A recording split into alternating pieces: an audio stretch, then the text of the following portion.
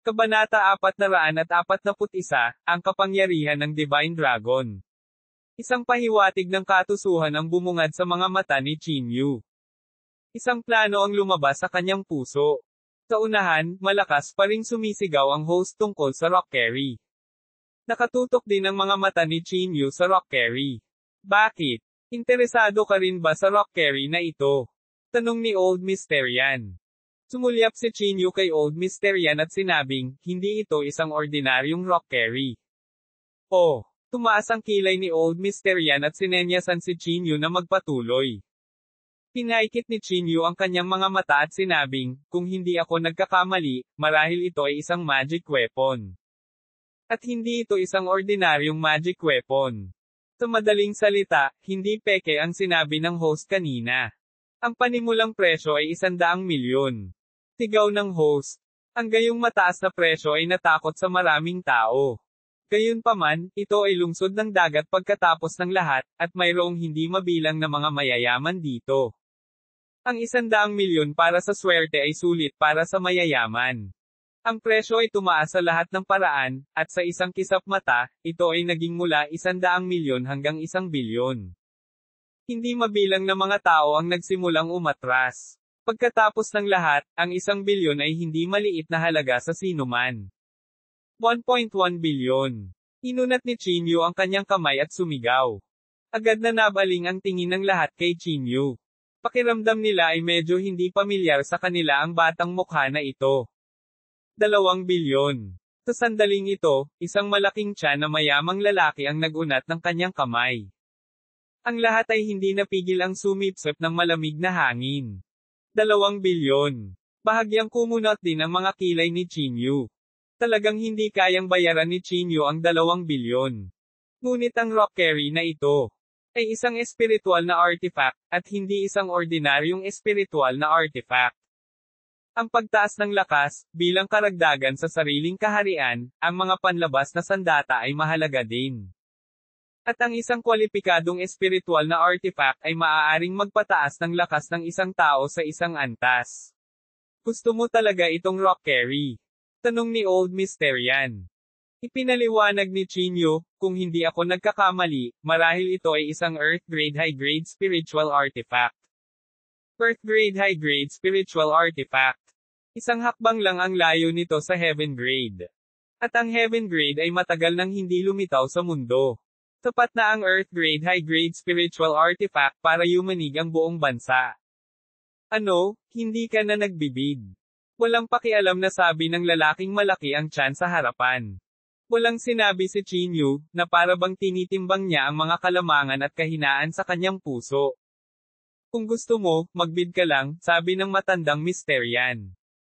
Umiling si Qin Yu at sinabing, hindi ako makapagpapakita ng labis na sigasig. Pagkatapos ng lahat, hindi lang si Qin Yu ang martial artist sa cruise ship na ito. Kung maakit niya si Meng Wuxiong o si Teng, hindi ito magiging sulit. May kakayahan ka bang hamanin ako? Isang hindi kilalang bata. Gumuso ang lalaking malaki ang tiyan. Mukhang siya ang martial artist na tinatawag na Qin Yu. May nakakilala kay Qin Yu. Nako, martial artist siya. Ang ganyang karakter ay karapat-dapat lang na maging bodyguard ko. Medyo may pag-aalipusta na sabi ng lalaking malaki ang tiyan. Anak, paano ka nakapasok? Tumayo ang lalaking malaki ang tiyan at sinabi kay Qin Yu. Hindi siya pinansin ni Qin Yu at walang pakialam na sinabi, masama ang kapalaran ko kamakailan, kaya gusto kong gamitin ang pagkakataong ito para baguhin ang swerte ko. Dahil interesado ka, susuko na ako. Gumuso ang lalaking malaki ang tiyan at sinabing, at least alam mo ang lugar mo. Hindi na nagsalita pa si Qin Yu. Hinailan niya ang matandang Mysterian at sinabing, tara na. Pagkatapos umalis sa auction, nagtanong ang matandang Mysterian sa malalim na boses, ano ang balak mong gawin? Nag-isip sandali si Qin Yu at malamig na sinabi, kung maaari, pumatay ng mga tao at nakawin ang kanilang mga paninda. Napakalayo ng isla ng Bright Heart sa City. Ang pagpatay sa mga tao doon ay hindi mapapansin. Siyempre, ito ay isang walang magawang hakbang. Kung may ibang paraan, natural na hindi pipiliin ni Qin Yu na alisin ang malaking tiyan na lalaki. Uwit, Sa isa sa mga pribadong silid sa cruise ship, itim ang buong pribadong kwarto. Isang binata ang nakaupo na naka-cross-legged sa kama. Ang kanyang mga mata ay kumikislap sa isang demonyong liwanag. Sa isang sulyap, ito ay lubhang nakakatakot. Ang binatang ito ay walang iba kundi ang numero 1 tao sa mga kabataang henerasyon ng Central Plains, Hiteng. Dragon Spirit, hindi ko dapat palampasin ito, isang kakaibang boses ang lumabas sa katawan ni Hiteng. Bahagyang namamaos ang boses na ito, parang galing sa impyerno. Bahagyang ibinuka ni Hiteng ang kanyang bibig at malamig na sinabi, kung makuha ko ang espiritu ng dragon, maaari akong pumasok sa kalahating hakbang na Martial Marquee Realm. Tama, kaya kung hayaan kang makapasok sa totoong Martial Marquee Realm. Muling tumunog ang paos na boses na iyon. Isang bakas ng kabaliwan ang sumilay sa mga mata ni Hiteng. Ang tunay na Martial Marquee Realm. Pagkatapos tumuntong sa kaharian na ito, kung ano ang Bulge Asterisk T aristokratikong mga pamilya ay hindi man lang nagkakahalaga ng pagbanggit. Sa panahong iyon, sino pa sa mundo ang dapat katakutin? Tinawag ng batang iyon si Qin Yu. Hindi magugulo ang mga bagay-bagay, tama ba? Malamig na tanong ng paos na boses. Hiteng lightly snorted. Not to mention na baldado na siya, kahit hindi baldado, kaya ko pa rin siyang patayin. Bukod dito, lumunok din siya ng mga spirit peel. Pinago ni Hiteng ang paksa. Nang marinig ito, ang namamaos na boses ay ngumisi, 2 spirit peel, ay tiyak na maglalabas ng dragon spirit. Maghintay lang at tingnan, sabi niya na may singkit na mga mata. Kapag nakuha ko ang Dragon Spirit, gusto kong yumukod sa akin ang lahat ng nasa barkong ito. Uwi. Ang oil tanker ay dahan-daang tumulak sa dagat. Makalipas ang 3 araw, sa wakas ay nakarating na sila sa Brightheart Island. Napakalaki ng isla ng Brightheart, at natural ang tanawin. Bagamat walang maraming mga pasilidad sa libangan, ginawa nitong lubos na comfortable ang mga tao. Ano ang komportableng pakiramdam na ito? Hindi mapigilan ni Qin Yu na sumimangot. Maingat itong naramdaman ni Qin Yu. Ito ay hindi chi, espiritual na enerhiya, ngunit sa halip, isang napakasagradong panloob na chi. Sinubukan ni Qin Yu na ay absorb ang panloob na chi na ito, ngunit nalaman niyang ang panloob na chi na ito ay hindi tugma sa kanyang pisikal na katawan at hindi talaga ma-absorb sa kanyang katawan.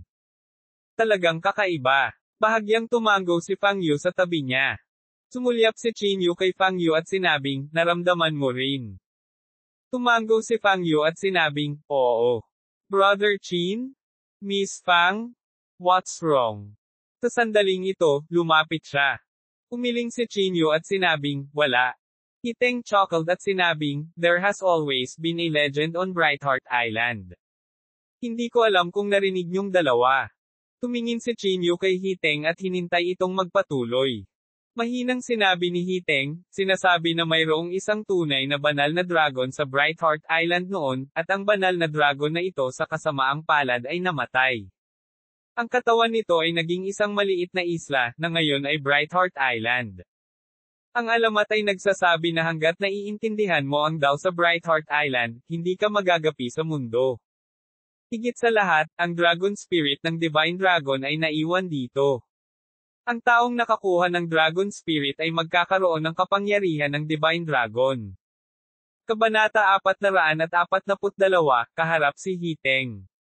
Ang kapangyarihan ng Divine Dragon, iyon ay isang tunay na sagradong bagay. Ang tono ni Hiteng ay nagsimulang maging hindi natural.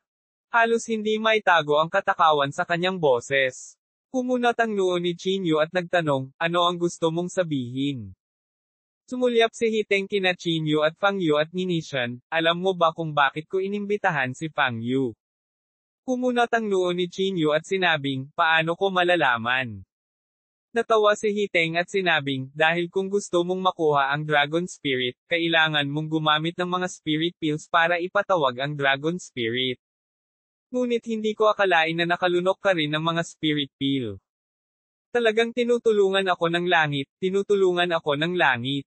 Si Hiteng ay tumawa ng baliw, at ang kanyang tindig ay hindi na elegante. Hindi sinasadyang hinailan ni Qin Yu si Fang Yu sa kanyang tagiliran, at pagkatapos ay malamig na sinabi, ano ang gusto mong gawin? Pinaikit ni Hiteng ang kanyang mga mata at sinabing, sabi ko, gagamitin ko kayong dalawa para ipatawag ang Dragon Spirit. Ito ang kahulugan ng iyong pag-iral, at ito ang dahilan kung bakit maaari kang pumunta rito. Ang nakamamatay na aura sa katawan ni Teng ay naging mas matindi, at ang kanyang mga mata ay nagsimulang maging eskarlata.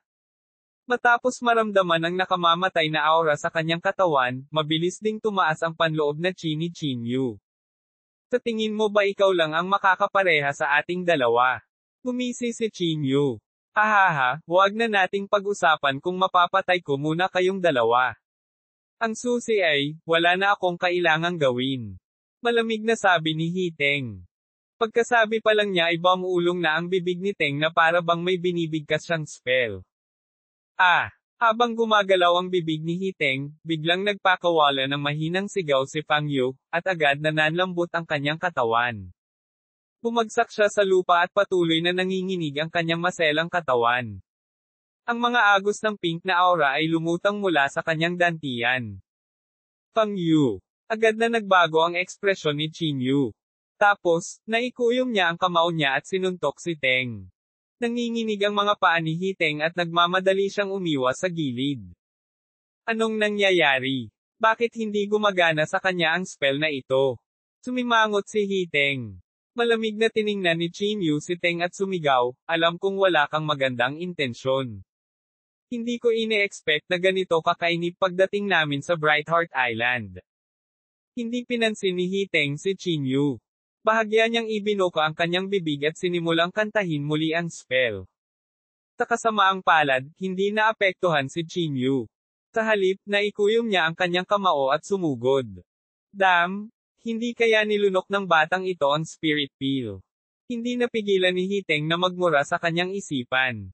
Patayin mo muna siya. Huwag niyang hayaang sirain niya ang ating mga plano. Ang namamaos na boses na iyon ay tumunog sa isip ni Teng. Tumango si Hiteng. Iniwasan niya ang suntok ni Chinyu at pagkatapos ay malamig na sinabi, dahil ang incantation ay walang silbi laban sa iyo, kung gayon nawala ang iyong halaga. Pumunta sa impyerno. Habang nagsasalita siya, biglang tumaas ang panloob na chi sa katawan ni Teng. Ang panloob na chi na ito ay mabilis na tumataas. Sa maikling panahon, nalampasan pa nito ang rurok ng Martial Grandmaster Realm. Isang buhok lang ang layo nito mula sa kalahating hakbang na Martial Marquee Realm. Tulad ng inaasahan sa numero 1 tao sa mga nakababatang henerasyon ng Central Plains. Gumisi si Chinyu. Hayaan mo akong maranasan kung ano ang mayroon ka, ang numero 1 tao. Ang buong katawan ni Chinyu ay sumambulat na may gintong liwanag.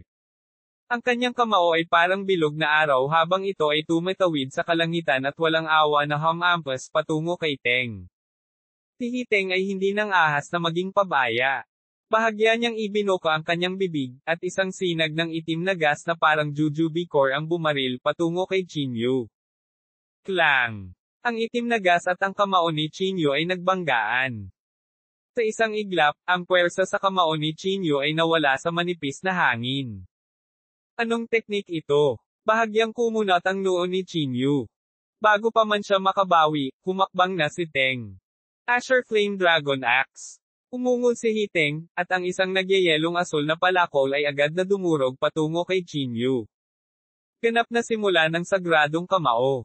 Umungol si Chinyu, at muling bumangon ang gininto ang liwanag, na nakaharap sa nagyayelong asul na liwanag na ito. Boom! Sa instant contact, biglang sumabog ang icy blue light na iyon. Kaagad pagkatapos, ang mga sinag ng liwanag na ito ay direktang dumaikit sa katawan ni Chinyu. Gotcha! Sa sandaling dumaikit ang sinag ng liwanag sa katawan ni Chinyu, agad silang humigpit. Ang katawan ni Chinyu ay mabilis na nagyelo, at sa isang kisap mata, siya ay naging isang ice sculpture. Ang ganitong eksena ay natural na nakakuha ng atensyon ng hindi mabilang na mga tao. Anong ginagawa niyong mga martial artist? Sinong nagsabing lumaban ka? Nagmura ang lalaking malaki ang tiyan. Tinulyapan siya ni Hiteng, at pagkatapos ay sinampal siya. Agad na pinalipad ang malaking tiyan at tumalsik ang bibig ng dugo. Meng Wakshong, maaari ka nang lumipat. Malamig na sabi ni Hiteng. Sa sandaling sinabi niya iyon, isang malakas na figure ang bumaba mula sa langit. Ito ay walang iba kundi ang hari ng Dongchuan, si Meng Wuxiong. Pinalaki ni Meng Wuxiong ang grupo ng mayayamang lalaki at pagkatapos ay pinunasan ang kanyang mga kamao at sinabing, paumanhin, nakidnap kayo. Ano? Mr. Meng? You must be joking? Nagpanik agad ang grupo ng mga Taikon. Ito ay isang lipunang pinamumunuan ng batas, ikaw, huwag kang magulo.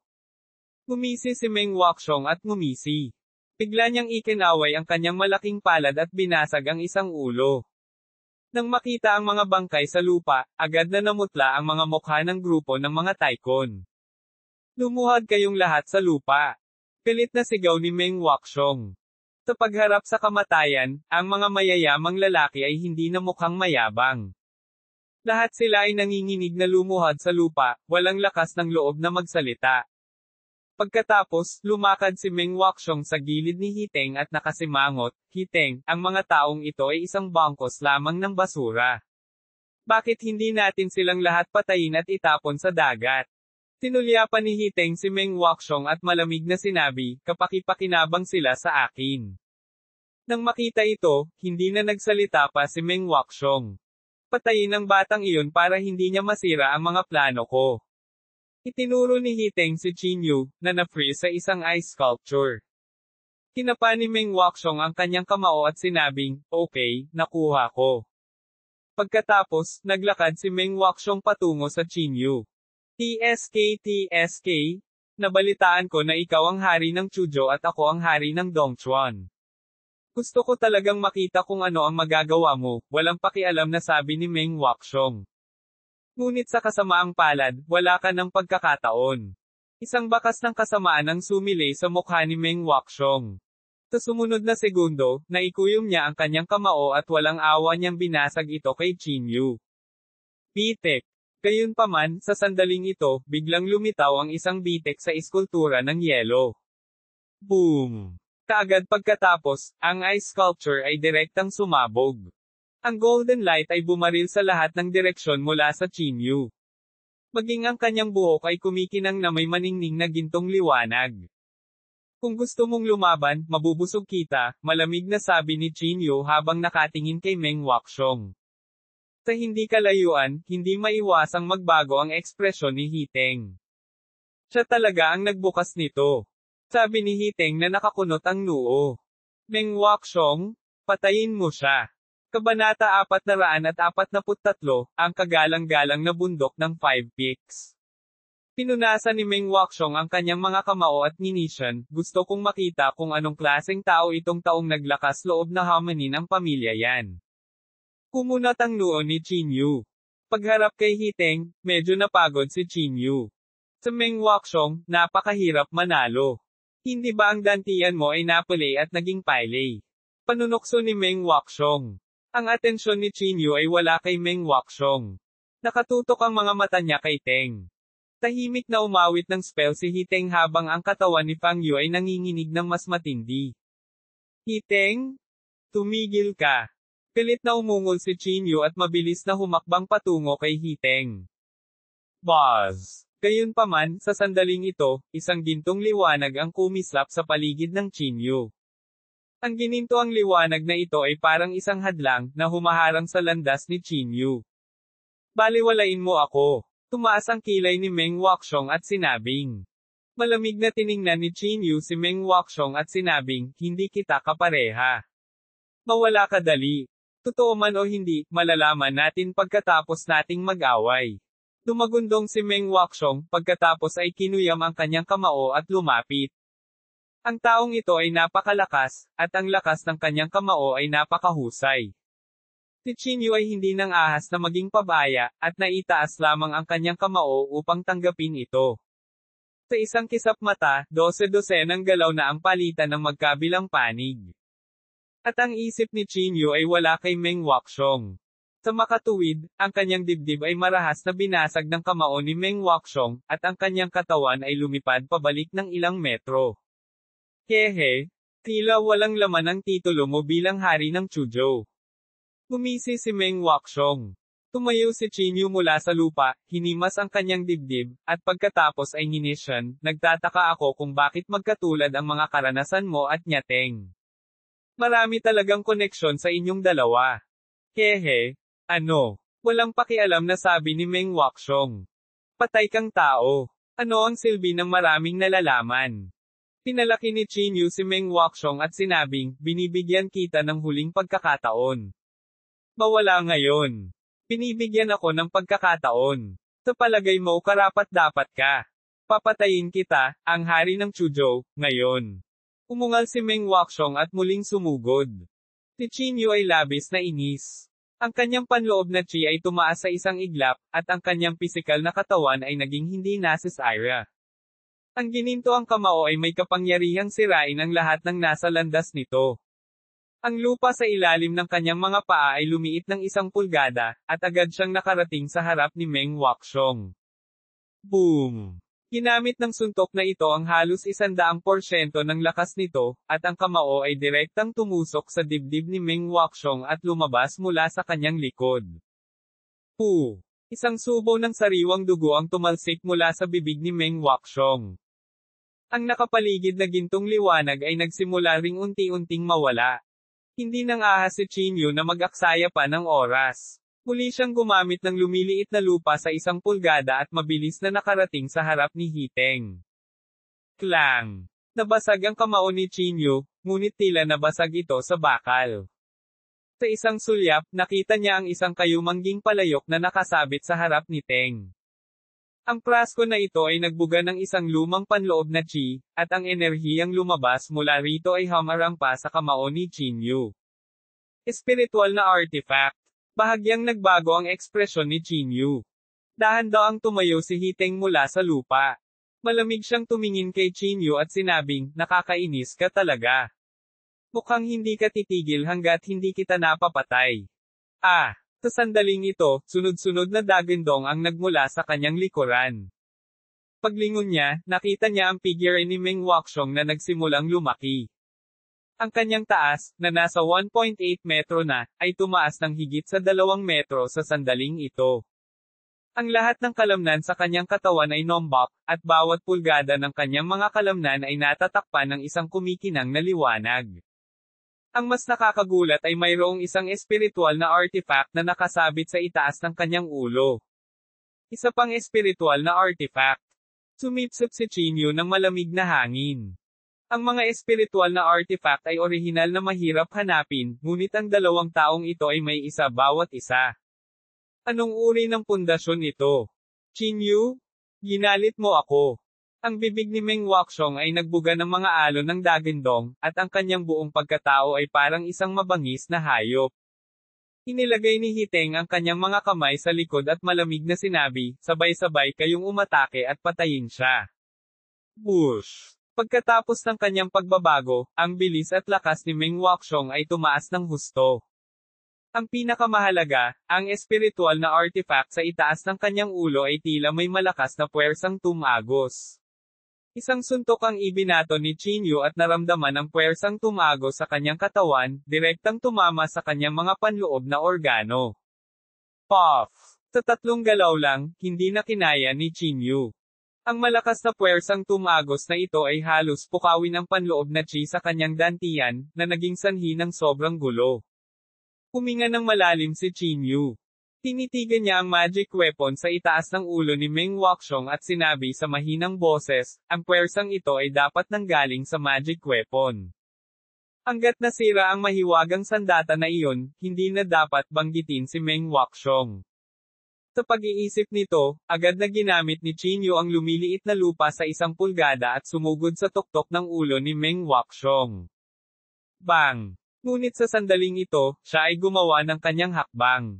Isang sinag ng liwanag ang bumaril mula sa kalderong lupa na nakasabit sa itaas ng kanyang ulo at direktang hamarang sa landas ni Chinyu. Walang silbi, walang pakialam niyang sabi habang nasa likod ang mga kamay. Medyo solemn na ang mukha ni Chinyu. Sa sandaling ito, siya ay inaatake mula sa magkabilang panig, at ang 2 espiritual na artifact ay nagbigay kay Chinyu ng matinding sakit ng ulo. Buzz! Nanginginig ang palad ni Chinyu, at nasa kamay niya ang tansong espada. Hindi masamang sandata, walang pakialam niyang sabi habang nakatingin sa tansong espada sa kamay ni Chinyu. Walang sinabi si Chinyu. Ang kanyang panloob na chi ay lumundag, at itinaas niya ang kanyang kamay upang isagawa ang siyam na ganap na panimulang slash. Ang liwanag ng espada na kalahating talampakan ang lapad ay tila nagmula sa abot tanaw. Ang nakakatakot na espada na si Chi ay nagpanginig ng bahagya sa Brightheart Island. Sabi ko sa iyo, walang kwenta. Nanlamig ang mukha ni Hiteng, at ang kanyang mga mata ay naging sobrang lamig. Ang earthen pot na nakasabit sa itaas ng kanyang ulo ay talagang naglalabas ng mga butil ng puting chi. Ang puting chi ay dumaloy paatros at tinakpan ang buong katawan ni Hiteng, tinakpan ang kanyang mukha. Sa isang sulyap, mukha siyang immortal na bumaba sa mortal na mundo. Klang! Ang malakas na tunog ay nagdulot ng malalaking alon sa ibabaw ng dagat. Gayunpaman, ang tila nakakalibang na panloob na chi sa palayok na lupa ay madaling nakaharang sa unang slash ng ganap na simula ng siyam na slash. Agad na nagbago ang ekspresyon ni Chinyu. Ito ay isang pamamaraan sa paglilinang ng ranggo ng langit, ngunit ito ay talagang hindi epektibo. Boom! Tulad ng pagkabigla ni Chinyu, muling sumalakay si Meng Wuxiong. Ang espiritual na artifact sa itaas ng kanyang ulo ay kumikislap ng liwanag, at ang nakakatakot na panloob na chi ay napalitan ng isang malaking bola ng liwanag, walang awa na dumudurog sa dibdib ni Chinyu. Dong! Sa ilalim ng pag-atake ng espiritual na artifact, ang katawan ni Chinyu ay agad na umatras, malakas na binasag sa gitna ng grupo ng mga mayayaman. Ilan sa sternum ni Chinyu ay nabali, at ang kanyang bibig ay dumudugo ng husto. Ito ay isang kalunos lunos na tanawin. Hindi ka mamamatay, kung mamatay ka, anong gagawin natin? Bilisan mo at tumayo ka, lumaban ka sa kanila. Bilang isang martial artist, dapat mo kaming protektahan. Matigas na sigaw ng lalaking malaki ang tiyan. Nang marinig ang boses ng lalaking malaki ang tiyan, kumislap ang mga mata ni Chinyu na may matinding liwanag. Nagmamadali siyang tumingin sa lalaking malaki ang tiyan at sinabing, ibigay mo sa akin ang rock carry na iyon. Napaatras ang lalaking malaki ang tiyan at bumulong, anong oras na? Iniisip mo pa rin ang rock carry ko. Cut the crap and give it to me. Pilit na sigaw ni Chinyu. Sa isang dagandong, ang lalaking malaki ang tiyan ay takot na siya ay nanginag.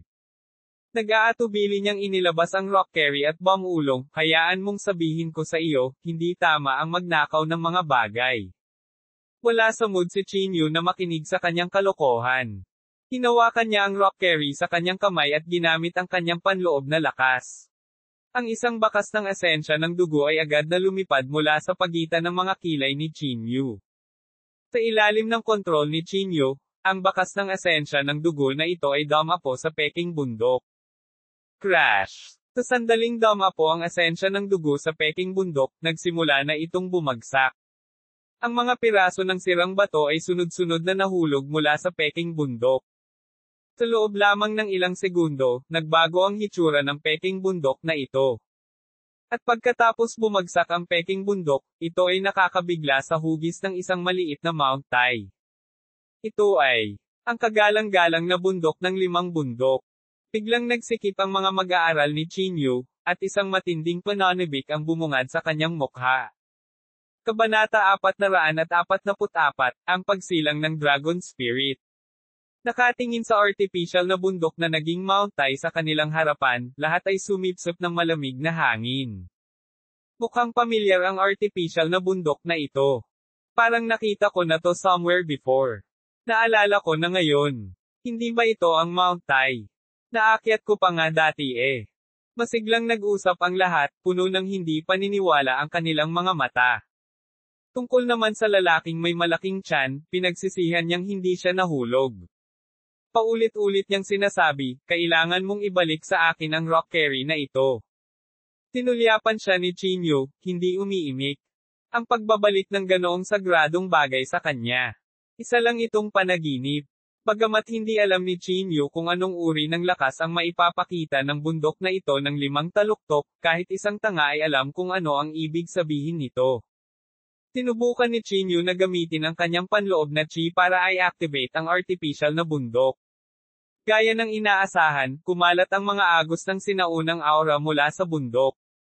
Isa talaga itong magic artifact. Malamang na mas makapangyarihan ito kaysa sa inaakala ko. Sabi ni Chinyu habang pinipigilan ang kanyang pananabik. Sa isang pag-iisip, ang bundok ay dumating sa ulo ni Chinyu. Ang mga agos ng panloob na chi ay kumalat mula sa bundok. Ang panloob na chi ay parang talon na bumabalot kay Chinyu mula sa itaas pababa. Pareho kaming magic artifact. Let me see kung kaninong magic artifact ang mas malakas, malamig na sabi ni Chinyu kay Hiteng na nasa hindi kalayuan. Bahagyang kumunot ang noo ni Hiteng. Hindi siya tanga. Natural niyang masasabi na ang magic artifact sa ulo ni Chinyu ay pambihira. Meng Wuxiong. Tigilan mo siya. Ipapatawag ko ang Dragon Spirit. Sigaw ni Hiteng. Pinunasan ni Meng Wuxiong ang kanyang kamao at ngumisi. Walang problema. Ipaubaya mo na sa akin. Habang nagsasalita siya, naglakad na si Meng Wuxiong patungo sa Chinyu. Ang mahiwagang sandata sa itaas ng kanyang ulo ay kumikinang ng napakatalino. Si Chinyu, sa kabilang banda, ay pumikit at naramdaman ang kapangyarihan mula sa 5 bundok. Sa ilalim ng takip ng 5 bundok, naramdaman ni Chinyu na ang kanyang buong katawan ay kasing tigas ng bato sa bundok. Sa kanyang katawan, mayroong walang katapusang dami ng kapangyarihan. Naglalaro, bata, panoorin mo akong pumutok sa ulo mo ng isang suntok. Galit na sigaw ni Meng Wuxiong. Sa sinabi nito, itinaas niya ang magic weapon sa itaas ng kanyang ulo at tumapak sa lupa. Biglang sumugod ang espada patungo kay Chinyu. Ang malaking puwersa ay nagdulot ng isang marahas na hangin. Ang buong lupa ay itinaas ng ilang talampakan ng puwersang ito. Kalmado ang ekspresyon ni Chinyu, na para bang isa siyang immortal. Nang malapit nang bumasag ang kamao ni Meng Wuxiong sa kanyang mukha, biglang itinaas ni Chinyu ang kanyang kamao. Agad na binura ng golden light ang kalangitan at tinakpan ang araw. At sa itaas ng ulo ni Chinyu, ang kagalang-galang na bundok ng 5 bundok ay kumikislap ng mga sinag ng liwanag. Boom! Nagsalpukan ng 2 kamao, parang labanan ng langit at lupa. Ang malaking puwersa ng epekto ay direktang nagpalipad sa grupo ng mga mayayaman. Bitek. Isang layer ng mga bitek ang lumitaw sa lupa sa ilalim ng mga paa ni Chinyu, at ang kanyang katawan ay lumubog ng ilang talampakan sa lupa. Bweng! Sa sandaling ito, ang espiritual na artifact sa itaas ng ulo ni Chinyu ay nagpakawala ng kapangyarihan nito. Isang sinaunang at simpleng panloob na chi ang bumuhos sa katawan ni Chinyu, at ang liwanag sa kanyang mga kamao ay biglang tumaas ng 12 grado. Boom! Sa ilalim ng napakalaking puwersang ito, si Meng Wuxiong ay parang saranggola na may putol na tali, direktang lumilipad pabalik. Ang kanyang malaking katawan ay bumagsak sa lupa. Isang malaking hukay na may diameter na ilang metro ang nilikha. Sa kabilang banda, si Chinyu ay halos hindi nasaktan sa ilalim ng proteksyon ng espiritual na artifact. Tulad ng inaasahan sa kataas-taasang bundok ng 5 bundok. Bahagyang dinilaan ni Chinyu ang kanyang mga labi, at bakas ng pananabik ang sumilay sa kanyang mga mata. Walang sino man ang nag-aakala na makakapulot sila ng gayong kayamanan sa mayamang cruise ship na ito. Swoosh! Sa sandaling ito, lumipad si Meng Wuxiong palabas ng malaking hukay. Ang kanyang mga mata ay dilat na parang mga kampanang tanso, at ang mga kalamnan sa buong katawan ay bahagyang nanginginig. Chinyu! Papatayin kita! Inangat ni Meng Wuxiong ang kanyang ulo at umungol, at ang espiritual na artifact sa itaas ng kanyang ulo ay nagsimula ring manginig. Isang nakakatakot na kapangyarihan ang umaagos sa kanyang katawan. Isang nakakatakot na pakiramdam ang kumalat sa Brightheart Island na ito. Pumunta ka sa impyerno. Kasabay ng galit na dagindong ni Meng Wuxiong, ang espiritual na artifact sa itaas ng kanyang ulo ay biglang lumutang.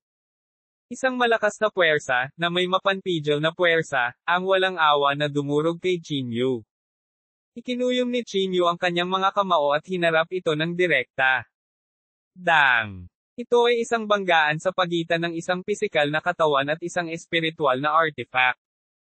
Hiniram din ng pisikal na katawan ni Chinyu ang kapangyarihan ng magic tool.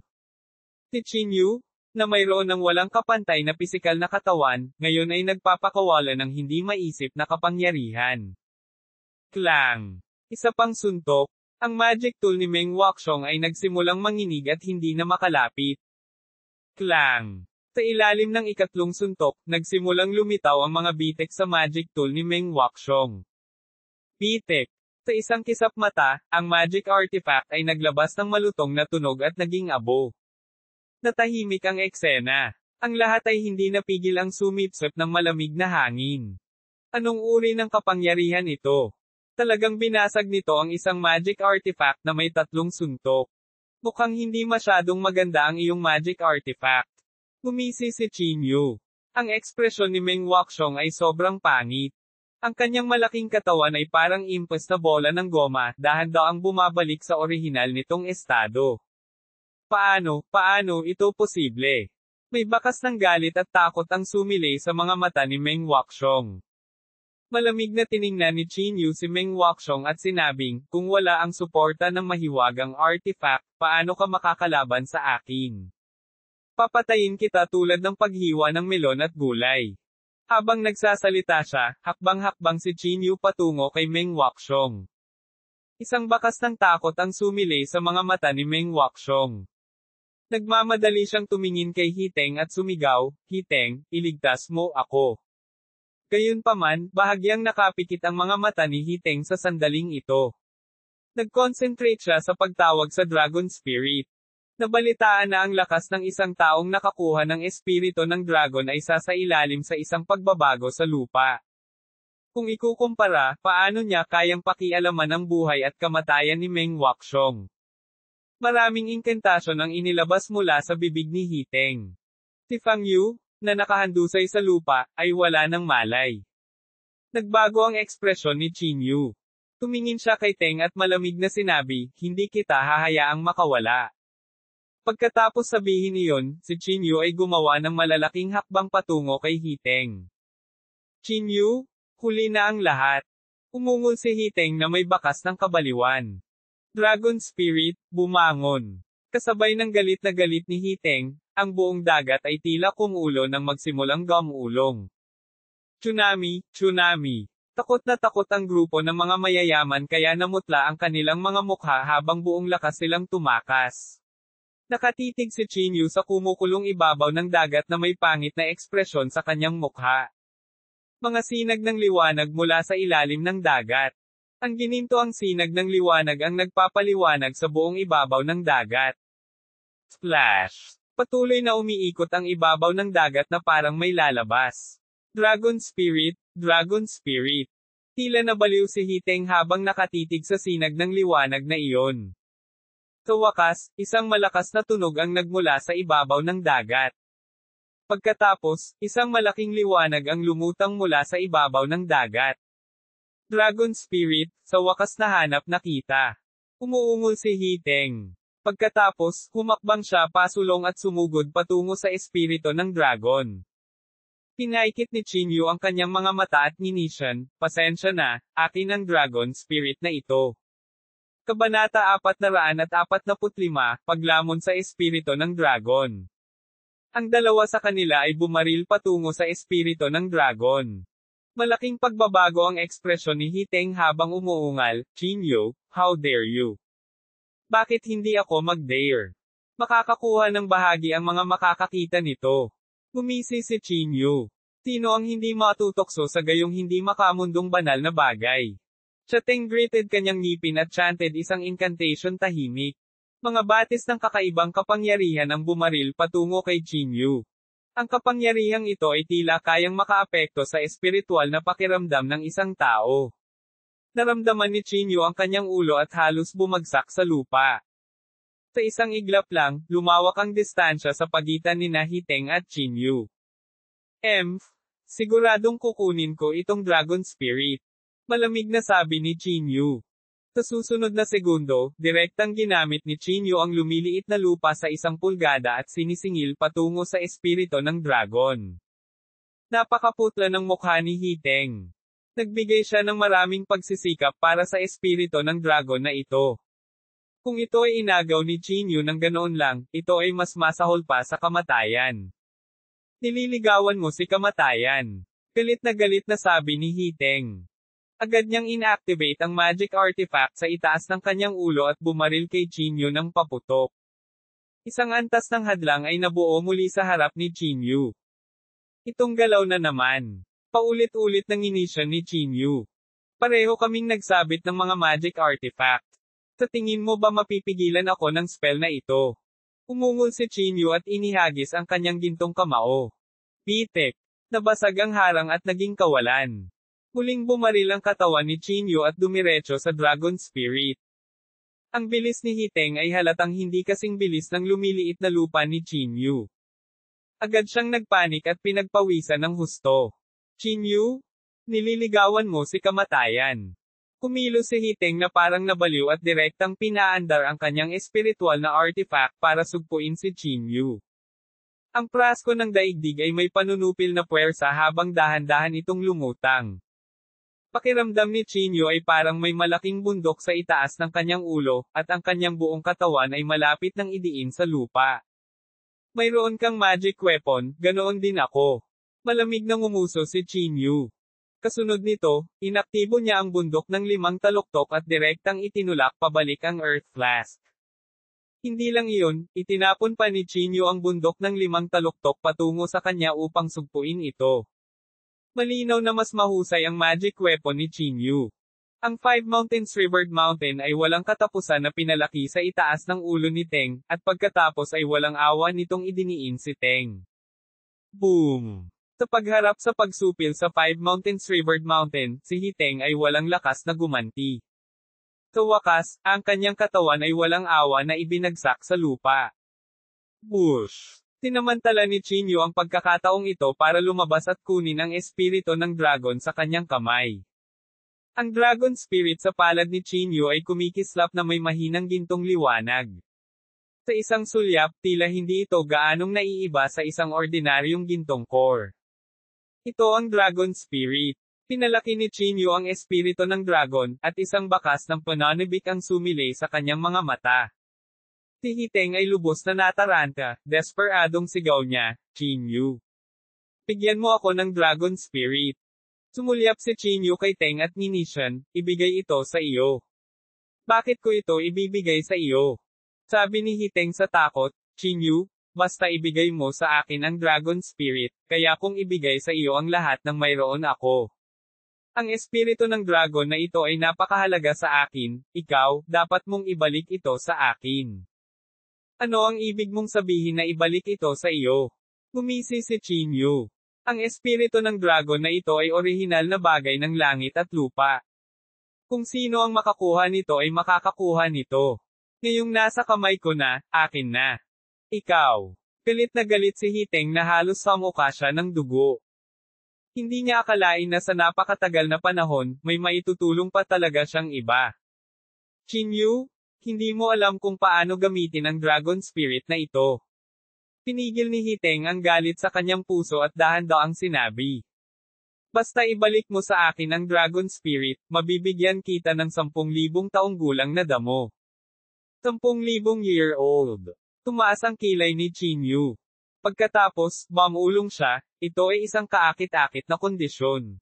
Biglang naramdaman ni Hiteng na may pagkakataon. Natuwa siya at nataman habang mainit ang bakal. Oo. Ang espiritu ng dragon na ito ay walang silbi sa iyong mga kamay. Hindi ba magandang ipagpalit ito sa 10,000 taong gulang na damo? Walang silbi. Tumaas ang kilay ni Chinyu. Pinalaki niya ang kanyang Teng at walang pakialam na sinabi, sa tingin mo ba ako ay isang tulala? Sa palagay ko sinabi mo sa akin na hanggat nakukuha ko ang espiritu ng dragon, makukuha ko ang kapangyarihan ng Divine Dragon, tama ba? Pagkarinig nito, naisipan pa niyang kumain ng *T. Kung alam niya lang na ganito ang mangyayari, bakit pa niya sinabi ang kalokohang bagay noong una pa lang? Iyon lang ang kalokohan ko. Pilasan mo at bigyan mo ako ng Dragon Spirit. Halos isigaw ni Hiteng ang mga salitang ito. Paano niya ito hinayaang lumipad kung luto na ito? Umiling si Chinyu at sinabing, paumanhin, akin ang Dragon Spirit na ito. Pagkatapos sabihin iyon, ibinuka ni Chinyu ang kanyang bibig at inilagay ito sa kanyang bibig. Hiteng nagmamadaling sumigaw, sinasabi ko sa iyo, itong dragon spirit ay hindi kayang lumunin. Walang silbi ang paglunok nito. Hindi naniwala si Chinyu sa kanyang kalokohan. Direkta niyang nilunok ang espiritu ng dragon sa kanyang tiyan.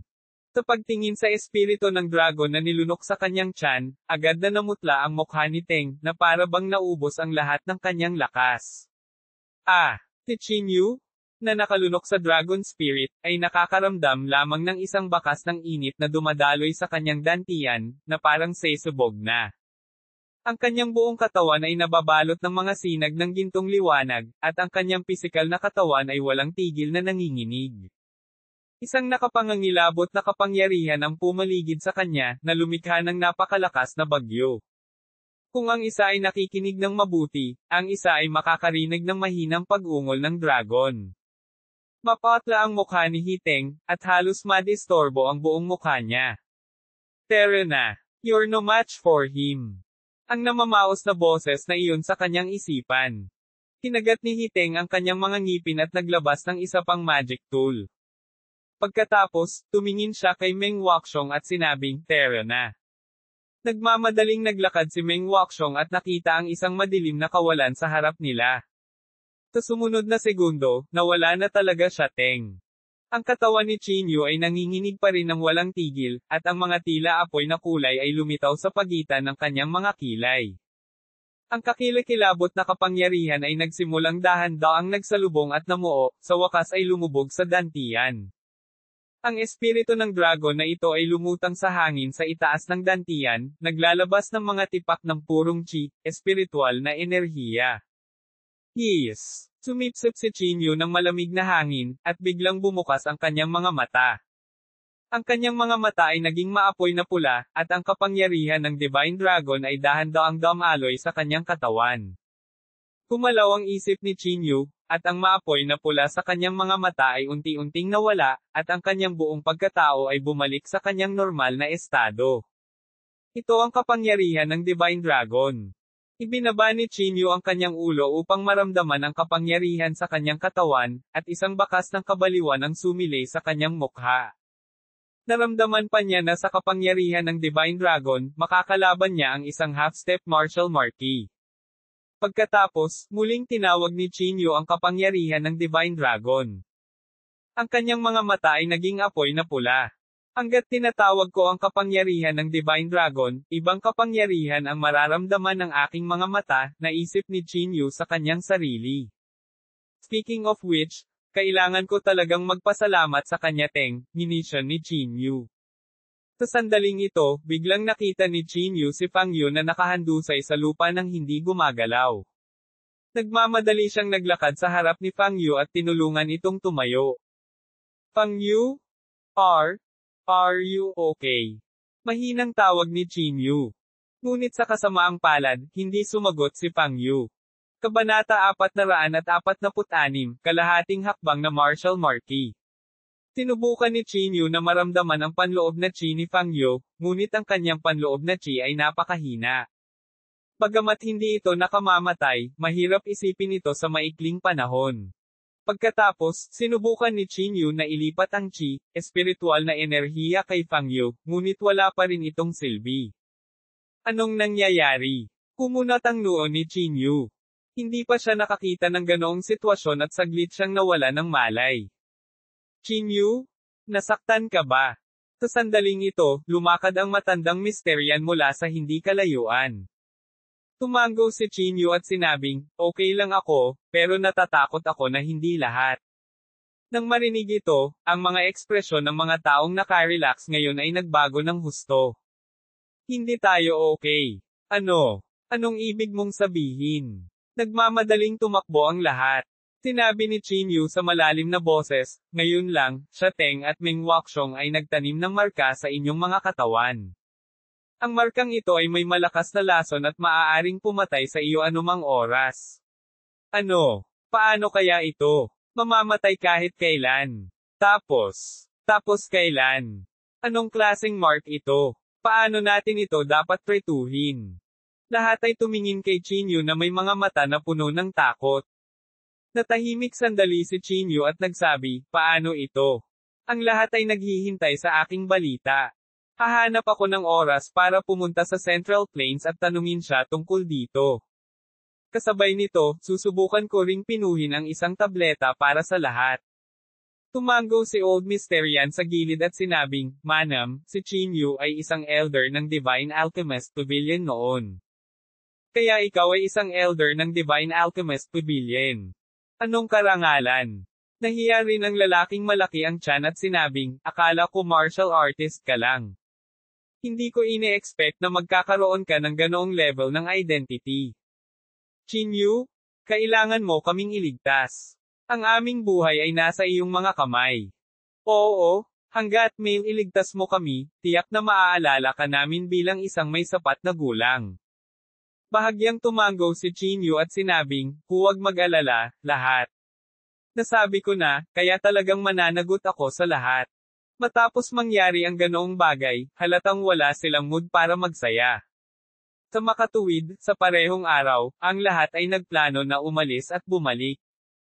Pagkasakay sa bangka, si Chinyu at ang matandang Mysterian ay nanatili sa pinakamarangyang suite. Chinyu, ano ba talaga ang markang binanggit mo? Tanong ni Old Mysterian. Uminom si Chinyu ng isang subo ng tubig at walang pakialam na sinabi, ito ay peke. Nagbibiro lang ako. Peke. Agad na natigilan ang matandang Mysterian. Tumango si Chinyu at sinabing, wala talagang marka. Ngunit ang mga taong ito ay pawang mga ordinaryong tao at mayayaman. Talagang pinahahalagahan nila ang kanilang buhay. Sa pagsasalita hanggang sa puntong ito, huminto saglit si Chinyu at pabirong sinabi, Older Mysterian, hindi mo ba sinabi na ang mga mayayaman ay malilin lang din? Magkaiba lang ang pamamaraan nila. Nang marinig ito, agad na tumawa ng malakas ang matandang Mysterian. Chinyu, bagay ka talaga. Hindi napigilan ng matandang Mysterian na umiling. Napabuntong hininga si Chinyu at sinabing, wala akong pagpipilian. Kung gusto kong pumunta sa Jingdo, tiyak na hindi ako makakapunta ng mag-isa. Pagbalik ko, plano kong magtatag agad ng sarili kong sekta at maharlikang pamilya. Ang sekta at aristokratikong pamilyang ito ay isinilang upang labanan ang pamilya Yan at ang pamilyang Han. Kung magtatagumpay man ito o hindi, ibang usapan na iyon. Uwid, ang barko ay dahan-daang tumulak sa dagat. Sa paglalakbay na ito pabalik, malinaw na mas maganda ang saloobin ng lahat kay Chinyu. Iniwan nilang lahat ang kanilang mga business card, natatakot na makalimutan sila ni Chinyu. Gayunpaman, wala dito ang isip ni Chinyu. Ang tanging naiisip niya ay ang Dragon Spirit at ang Divine Dragon Power sa kanyang katawan. Matapos taglayin ang Divine Dragon Power at ang Venerable Mountain of the Five Mountains, naramdaman ni Chinyu ang matinding pagtitiwala sa kanyang puso. Naramdaman pa niya na kaya niyang labanan ang isang half-step martial marquis. Mukhang half-step martial marquis ang Hanwei na iyon, tama ba? Napakunot ang gilid ng bibig ni Chinyu. Hanwei, hintayin mo ako sa Jingdo. Personal kong puputulan ang ulo ng aso mo. Maliban doon, binalak din ni Chinyu na maglakbay sa Dongchuan. Na si Meng Wuxiong ay nakagawa ng isang malaking bilang ng mga martial grandmaster, kaya dapat ay mayroon siyang lihim na kayamanan. Kung makapasok siya sa half-step martial marquis realm bago ang ika-9 ng Setyembre, hindi na dapat banggitin si Hanwei. Uwid, hindi nagising si Fang Yu sa 3 araw ng kanyang paglalakbay pabalik. Ang kanyang panloob na chi ay lubhang mahina, ngunit ang kanyang buhay ay hindi nasa panganib. Makalipas ang 3 araw, sa wakas ay bumalik ang cruise ship sa City. Older Mysterian, kailangan mong mag-ingat sa panahong ito, paalala ni Chinyu sa kanya habang bumababa siya ng barko. Tumango si Old Mysterian at sinabing, naiintindihan ko. Siyempre, gagawin ko ang lahat para maakit sa akin ang target ng pamilya Yan, pag-aliw sa kanya ni Chinyu. Mapait na ngumiti ang matandang Mysterian at sinabing, salamat sa iyong pagsusumikap. Tahimik na naghihintay si Li Zinan malapit sa mayamang cruise ship. May malaking waist tag na nakasabit sa kanyang bewang. Sa baywang ay may ilang salita, sekta ng Saint Confucianism. Elderly, Ang mayamang cruise ship na iyon ay tila nagbalik, sabi ng isang Marshall Grandmaster sa tabi niya sa oras na ito. Bahagyang bumantong hininga si Lee Zinan at sinabing, paano ito posible? Isang linggo na lang, at inabot ng kalahating buwan ang biyahe nila. Kuya Lee, bumalik na talaga sila. May tumuro sa cruise ship at sumigaw. Tiningnan ni Lee Zinan at napagtanto na isa talaga itong mayamang cruise ship. Sina Chinyu at matandang misteryan ay tumutulong sa kanilang sarili na makalabas sa cruise ship. So fast. Gumisi si Lee Zinan. Pagkatapos, mabilis siyang tumayo at naglakad patungo kay Chinyu. Mabilis na pinalibutan ng 5 Peak Marshall Grandmaster sina Chinyu at matandang misteryan. Hindi ka pa rin umalis. Kulat na sabi ni Chinyu. Pinaikit ni Lee Zinan ang kanyang mga mata at sinabing, dahil lang sa iyo B*****, pinagalitan ako ni Direk yan. Nais kong unahin kang mabuhay sa iyong huling hininga. Dahil ayaw mo ng mukha, kaya huwag mo akong sisihin sa pagiging masungit. Tinaas ni Chinyu ang kanyang kilay at sinabing, Lee Zinan, sadyang hinayaan kitang mabuhay noong nakaraan. Bakit hindi ka nagpapasalamat? Hayaan mo akong mabuhay. Go to hell. Gumisi si Lee Zinan. Nasugatan ka na ng husto sa akin, at naglakas loob ka pa ring magsalita ng walang kahihiyan. Walang pakialam na sinabi ni Chinyu, bakit hindi mo naisip kung ginawa ko ba ito sa layunin? Sa layunin. Bahagyang nagbago ang ekspresyon ni Lee Zinan, pagkatapos ay ikinawin niya ang kanyang kamay at sinabing, imposible. Huwag kang magpahangin sa akin. Kayong mga lalaki, patayin ninyo siya. Oo. Agad na sumugod ang 4 na Marshall Grandmaster patungo kay Chinyu. Sumulyap si Chinyu sa kanila, pagkatapos ay biglang itinaas ang kanyang palad at humampas. Isang malaking palad ang lumitaw mula sa manipis na hangin, at isang gintong liwanag ang direktang tumago sa 4 na tao. Boom! Patay on the spot silang 4. Isang palad ang pumatay ng 3 o 4 na Marshall Grandmaster. Anong uri ng pamamaraan ito? Naging berde ang mukha ni Lee Zinan. Diba sabi nila na pilayan na si Chinyu? Baka peke talaga. Hindi maganda. Nalinlang ako. Palihim na nagmura si Lee Zinan, at tumalikod para tumakbo. Ngunit sa kasamaang palad, bahagyang humakbang si Chinyu, at agad na hinaranggan ang landas ni Lee Zinan. Gusto mong tumakbo? Tumaas ang kilay ni Chinyu. Nilunok ni Lee Zinan ang kanyang laway. Inayos niya ang sarili at sinabing, Chinyu, ikaw, mas mabuting huwag kang kumilos ng walang ingat. Isa na akong elder ng Saint Confucian School. So, walang pakialam na sabi ni Chinyu. Malamig na ngumuso si Lee Zinan, alam mo ba kung ano ang ibig sabihin ng pag-atake sa isang elder? Ibig sabihin, sasaktan mo ang buong Saint Confucian School. At ang aming paaralan ng Saint Confucian ay may kalahating hakbang na Martial Marquee o kahit isang Martial Marquee. Kabanata 446, Death Warrant.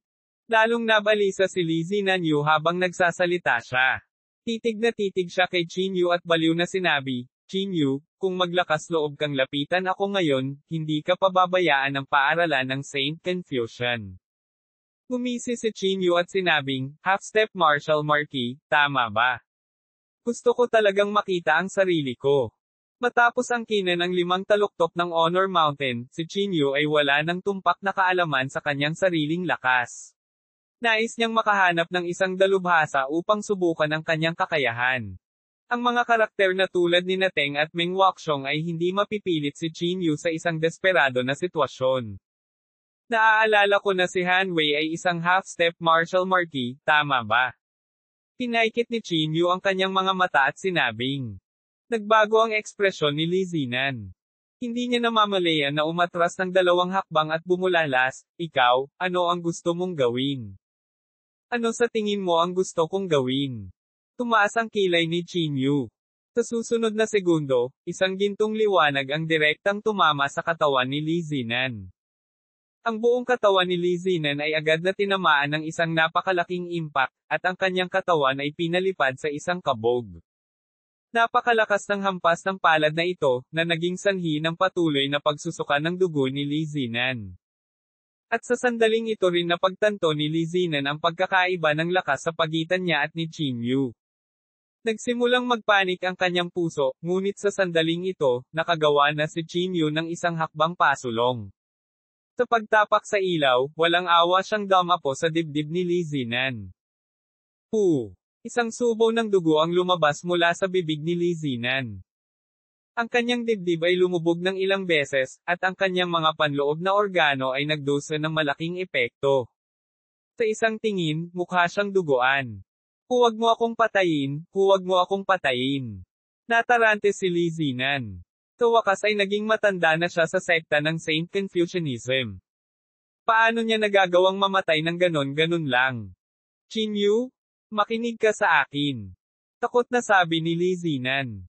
Ako ngayon ay isang elder ng Sagradong Paaralan ng Confucian. At ang Sagradong Paaralan ng Confucian ay ang pinakamalaking sekta sa buong Hilaga. Wala ka bang sama ng loob sa pamilya yan? Hanggat nakuha mo ang Sagradong Paaralan ng Confucian, magkakaroon ka ng pagkakataong tumalon. Maaari kong gamitin ang aking pagkakakilanlan bilang isang elder upang makipagtulungan sa iyo mula sa inside out. Hinawakan ni Chinyu ang kanyang baba at walang pakialam na sinabi, naaalala kong sinabi mo na hindi masamang maging isang ordinaryong tao, tama ba? Natigilan si Li Zinan. Nagtanong siya sa nanginginig na boses, ano ang ibig mong sabihin? Gumisi si Chinyu at sinabing, iyon ang ibig kong sabihin. Sa sandaling natapos niya ang kanyang mga salita, sinipan ni Chinyu ang dantiyan ni Li Zinan. Bang! Isang malutong na tunog ang sumabog sa ibabang tiyan ni Li Zinan. Pagkatapos, naramdaman ni Li Zinan ang matinding sakit sa kanyang tiyan, at ang kanyang panloob na lakas ay mabilis na nawawala. Ikaw, talagang pinilayan mo ako. Nanlaki ang mga mata ni Li Zinan. Kinaya ni Chinyu ang tono ni Li Zinan at sinabing walang pakialam, hindi masamang maging isang ordinaryong tao at nakikipagpunyagi sa bingit ng kamatayan. Hindi ba't iyon ang sinabi mo? Ikaw, Chinyu, papatayin kita. Ang mga mata ni Li Zinan ay nakadilat habang siya ay umuungal ng baliw. Malamig na tiningnan ni Chinyu si Li Zinan at sinabing, magwala ka. Sabihin mo kay Yan Sihai para sa akin na ang isang tao ay dapat magkaroon ng konsensya. Pagkasabi nito, tumalikod si Chinyu at umalis. Pagkatapos maglakad ng malayo, medyo nalilito ang tanong ng matandang misteryan, bakit hindi mo siya pinatay? Ngumiti si Chinyu at sinabi, kung papatayin ko siya, sino ang babalik at sasabihin kay Yan Sihai? Sa sandaling ito, ang gustong gawin ni Chinyu ay upang pukawin ang prestihiyo ng pamilyang Yan. Sabay-sabay na bumalik ang lahat sa hall. Bago sila umalis, hinawakan ng grupo ng mayayamang lalaki ang kamay ni Chinyu at sinabing, Chinyu, huwag kalimutan ang tungkol sa marka sa ating katawan. Tumango si Chinyu at sinabing, huwag kang mag-alala. Sa sandaling makuha ko ang mga resulta, ipaalam ko kaagad sa lahat. Pagkaalis nila, nagpaalam si Chinyu kay Old Mr. Yan at umalis. Hindi siya nagmamadaling umalis sa CCT. Sa halip, dinala niya si Fang Yu at nakahanap ng matutuluyan sa CCT. Pagkatapos, kinuha ni Chinyu ang kanyang telepono at nagpadala ng text message sa Pavilion Master ng Divine Alchemist Pavilion, nagtatanong tungkol sa kalusugan ni Fang Yu. Sa kasamaang palad, hindi rin malinaw ang Pavilion Master tungkol dito. Mukhang siya lang ang mahahanap ko. Pinaikit ni Chinyu ang kanyang mga mata at nag-isip sa kanyang puso. Uwi. Central Plains, pamilya niya. Umuwi si Hiteng na may malungkot na kalooban. Tengyir, bumalik ka na. Naging maayos ba ang usapin? Hirongsho? Ang pinuno ng pamilyang He, na may nahihiyang ngiti. Walang sinabi si Hiteng. Malamig lang niyang sinulyapan si Rongsho. Ramdam ang pamatay na hangarin sa kanyang mga mata, agad na nagbago ang ekspresyon ng kanyang Rongsho. Hindi niya namamalaya na umatras ng 2 hakbang. Malamig na sumingot si Hiteng at tumalikod para bumalik sa kanyang silid. Sa bulwagan, puno ng pag-aalala ang mukha ni Rongsho. Hindi maiwasang mapabuntong hininga ang maharlikang katabi. Mula nang ma-accident si Tengyir, parang nagbago na siya sa ibang tao. Tsai, bumantong hininga ang noblewoman. Sinabi ni Hirongsho sa mahinang boses, kung magpapatuloy ito, darating ang araw na hindi niya tayo kikilalanin bilang kanyang mga magulang. Kasalanan natin lahat. Masyado kaming mahigpit sa kanya noon. Ngunit ngayon, halos hindi na tayo kinikilala ni Tengyur, hindi naiwas ang takpan ng maharlikang babae ang kanyang mukha at humikbi ng mahina. Natahimik si Rongsho. Kung alam nila ng mas maaga, mas gugustuhin nilang maging ordinaryong tao siya. Sa silid, malungkot ang mukha ni Hiteng, at halos mabaliw ang paos na boses sa kanyang katawan. Ang Dragon Spirit. Ang Dragon Spirit ay ninakaw ng Chinyo na iyon. Galit na sabi ni Hiteng. Kahit ano pa, kailangan nating patayin ang Chinyo na iyon. We must. Narinig din ang paos na boses. Malungkot ang mukha ni Hiteng, at malamig siyang nagtanong, na si Chinyo ay may kapangyarihan ng Divine Dragon. Sa lakas ko ngayon, wala akong magagawa sa kanya maliban kung tumuntong ako sa half-step martial marquee realm. Pumunta ka sa pag-iisa. Muling narinig ang paos na boses na iyon. Pumunta ka sa Dongchuan Water Rhyme Tower, at tutulungan kitang makapasok sa half-step martial marquee realm sa lalong madaling panahon. Nang marinig niya iyon ay bahagyang tumango siya. Uwit tuldok-tuldok. 2 buwan na lang ang natitira hanggang sa 9 na araw ng 9 na buwang lunar. At nitong mga nakaraang araw, ang balita tungkol kay Han Wei ay madalas na kumakalat sa mga martial arts forum. Ito ay usap-usapan na ang young master ng angkan ng Han, si Han Wei, ay nakipaglaban sa 3 half-step martial marquises at nanalo ng madali. Ayon sa pagtatasa ng eksperto, si Han Wei ay may potensyal na maging numero 1 tao sa mga nakababatang henerasyon ng Fire Country. Pahalagahan ng Jingdu Martial Arts Association ang potensyal ni Han Wei at inimbitahan siyang maging miyembro ng Jingdu Martial Arts Association. Sa ilang araw, haharapin ni Han Wei ang veteranong half-step martial marquis, Old Mr. Ning Wenbai. Nang makita ang balitang ito, nabigla ang buong martial arts forum. Haharapin mo si Ning Wenbai. Naaalala ko na sikat si Ning Wenbai sa loob ng maraming taon. Sabi na noong malakas si Ning Wenbai, minsan niyang pinigilan si Ye Qing at Jiang hanggang sa hindi na sila makahinga. Naabot na talaga ni Han Wei ang ganoong yugto. Malamang nasa panganib ang Chinyo na iyon. Hindi ba naging lumpo si Chinyo? Hindi na ba dapat banggitin pa? Nang makita ang balita sa Martial Arts Forum, tumahimik si Chinyo. Ang Han Wei na ito ay naging limelight kamakailan. Hinawakan ni Chinyo ang kanyang baba at sinabi sa mahinang boses. Bagamat si Chinyo ay mayroon na ngayong kapangyarihan ng 5 mountains at ng Divine Dragon, walang makakagarantiya na ang pamilyang Han ay magkakaroon ng mas malakas na magic artifact. Bukod dito, si Chinyo mismo ay hindi alam kung kaya niyang labanan ang isang half-step martial marquis. Sa sandaling ito, isa pang balita ang dumating sa kanyang paningin. May balita mula sa ibang bansa na naglabas ng kill order ang pamilya Hong laban kay Chinyo. Magpapadala sila ng 10 half-step martial marquises para patayin siya. Kabanata 448, dapat mamatay si Chinyo. Mabilis na kumalat ang balitang ito sa buong forum ng martial arts, at natabunan pa ang limelight ni Han Wei. 10 kalahating hakbang na martial marquises ang humahabol kay Chinyo. Nabaliw na ba siya? Paano magiging sulit ang isang Chinyo lamang na magpadala ng 10 kalahating hakbang na martial marquises? Hindi pa banggitin ang ngayon ay baldado na si Chinyo, kahit na ang Chinyo na nasa kanyang tuktok noon ay hindi katumbas ng labis na pagsisikap. Hey! Chismis lang ha. Ang mga lalaking Hongyi ay matagal nang naka-blacklist ng Fire Country. Gustuhin man nilang habulin at patayin siya, paano sila magiging ganoon ka-high profile? Ang lahat ay pinag-uusapan ito at nagpahayag ng pagdududa tungkol sa balita. At hindi nagtagal, nag-reply ang nagpadala ng mensahe. Ito ang lakas ng Hong Yaiman hanggang Chinyo pagkatapos gumawa ng pagtatasa, gumawa ng desisyon. Ang mga salitang ito ay naging sanhi ng pagsabog ng mga eyeballs ng lahat. Ano ang ibig sabihin ng mga salitang ito? Talagang napakataas ng pagsusuri ng Hong Yisek kay Chinyo. Sulit ba ang paggamit ng 10 half-step martial marquises para maalis si Chinyo? Hindi ba ito masyadong peke? Hindi mapigilan ni Chinyo na sumimangot nang makita ang balitang ito. 10 half-step martial marquises. Baliw ba ang sekta ng Hongyi? Talagang mataas ang tingin sa akin ng sektang Hongyi na ito. Kumunat ang noo ni Chinyu at bumulong sa mahinang boses. Naging sanhi din ito ng mga tao na walang pagpipilian kundi ang buntong hininga sa lakas ng Hongyi sect. Casual na nagpapadala ng 10 half-step martial marquises, gaano katibay ang kanilang mga pundasyon. Kung sa martial arts lang, baka hindi na sila kalabanan ng mga kasalukuyang magagaling na maharlikang pamilya, di ba? 10 half-step martial marquises. Nakakapag-alala talaga ang mga tao. Hinaplos ni Chinyu ang kanyang baba at bumulong sa mahinang boses.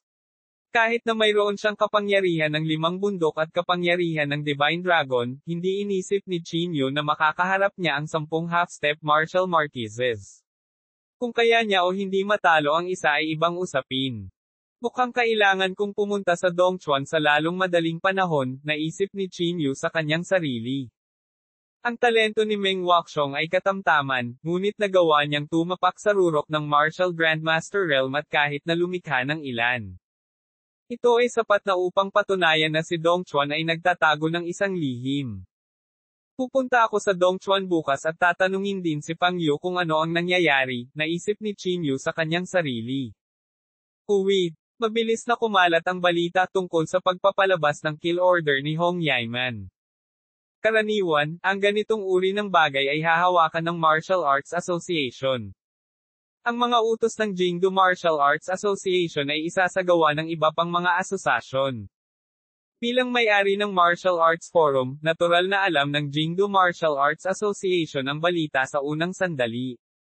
10 matataas na miyembro ng asosasyon ang nakaupo sa isang malaking round table. Ang lahat ng mga taong ito ay nagtataglay ng napakataas na antas ng awtoridad, at ang kanilang mga kapangyarihan ay lalong hindi maarap. Lahat, nakita na ba ninyo? Ang Hongyi clan ay pampublikong naglabas ng death warrant. Manam, ito ba ay isang hamon sa prestihiyo ng bansang apoy, o ito ba ay isang hamon sa ating Martial Arts Association? Ang pag-aalsa ng Hongyi clan ay umabot na sa isang mapangahas na antas. Hayaan mo ang mga tagapangalaga. Hanggat ang Hongyi clan ay maglakas loob na pumasok sa teritoryo, sila ay papatayin. Ang lahat ay nagpahayag ng kanilang mga opinyon, at sa sandaling ito, isang labis na hindi pagkakatugma na boses ang lumabas. Sa tingin ko ay dapat nating huwag pansinin ito. Ang taong nagsalita ay walang iba kundi ang amo ni Han Wei, si Zia Hang. Napunta ang tingin ng lahat kay Zia Hang. Mr. Zia, what do you mean? Tanong ng isa. Bahagyang sinabi ni Zia Hang, ang target ng pamilyang Hong ay si Chinyu. Dapat malaman ng lahat kung sino si Chinyu, tama ba? Nabalot ng maikling katahimikan ang eksena, at saglit na walang nagsalita. Nagpatuloy si Zia Hang, ayon sa aking pagkaunawa, itong si Chinyu ay hindi nagtatangi sa pagitan ng paggalang at kababaan, at wala siyang anumang paggalang sa kanyang puso. Hindi lang niya hinamon ang mga pamilyang Han at Yan, ngunit maraming beses din niyang inatake ang Martial Arts Association. Pagkasabi nun ay naglabas si Zia Hang ng ilang dokumento at inihagis sa mesa. Ito ay lahat ng mga reklamo mula sa martial arts associations ng iba't ibang lugar. Ang Yunchuan Martial Arts Association ay binugbog ni Chinyu, at hindi mabilang na mga tao ang namatay. Ang presidente ng Jiangbei Martial Arts Association ay napilayan pa ni Chinyu. Kinuha ng maraming mas mataas na tao ang mga dokumento at sinimulang basahin ng mabuti ang mga ito. Mr. Zia, kahit ganon, dapat hindi na lang tayo uupo at walang ginagawa, di ba? Oo, kahit na makitungo tayo sa Chinyu, dapat itong hawakan ng ating Martial Arts Forum, hindi ang sekta ng Hongyi. Napangiti ng mahina si Zia Hang at sinabing, lahat, kailangan mong makita ang asensya sa ibabaw. Sa aking palagay, ang banta ni Chinyu ay higit pa sa sekta ng Hongyi. Mr. Zia, huwag kang magbiro. Si Chinyu ay isa lamang martial arts grandmaster. Anong karapatan niya para ikumpara sa sekta ng Hongyi? Gumisi si Zia Hang at sinabing, siya ay isang martial arts grandmaster ngayon. Paano ang kanyang kinabukasan? Ang isang taong tulad ni Chinyu ay may pusong rebelde. Kapag lumaki na siya, siguradong hindi na niya ilalagay sa mata niya ang Martial Arts Association.